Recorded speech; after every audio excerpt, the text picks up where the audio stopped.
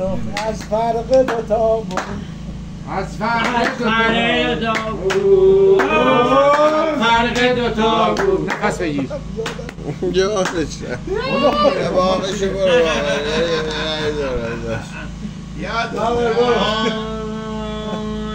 سیم سرکه و سیم سرکه و سیم رفت و پته اینا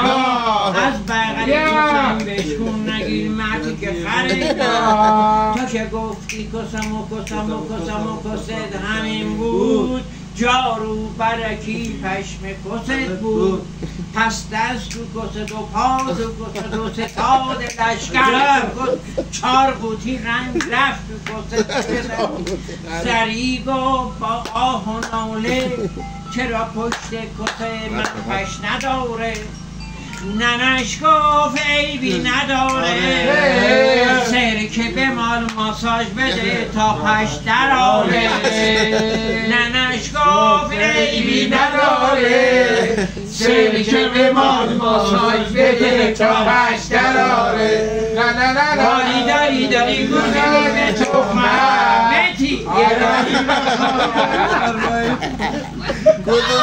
دمش شب آقا بخونه بابا علاها فلاها پولی ننه اوز را چپولی علاها فلاها پولی ننه اوز را چپولی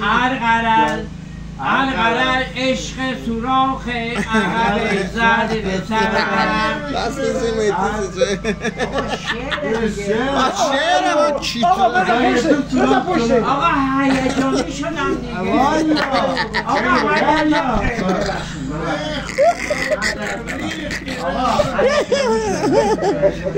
داداش بخون هپله هپولاز عشق عربا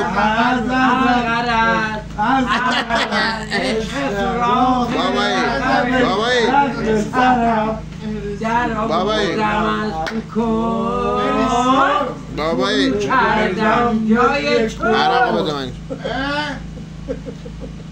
خب تو کست تو چست نخوردم که بابا آقا بده بخوره چند تا خوردی؟ نه مرا بخور 3 لیتر خوردی میگی نخوردم